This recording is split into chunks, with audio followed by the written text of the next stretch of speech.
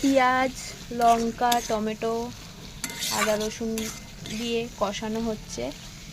তো কি রান্না হবে চলো তোমাদের সাথে শেয়ার করছি। এটা একটু ভালো মতন কষানো হয়ে যাক, তারপর ভিডিওতে দেখাচ্ছি। পরিমাণ মতন নুন, হলুদ, লঙ্কার গুঁড়ো দিয়ে দিয়েছি। এই যে লোটেগুলো পিস পিস করে রেখেছি, এবার এইগুলো এই মশলার মধ্যে দিয়ে দেব।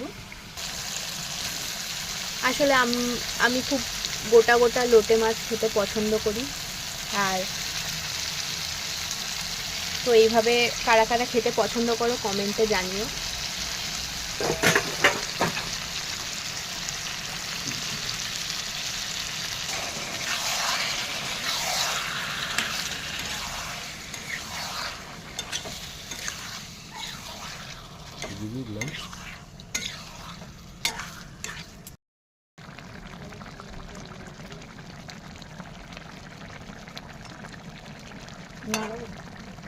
সেটা কোথায় আছে ধরে রাখতে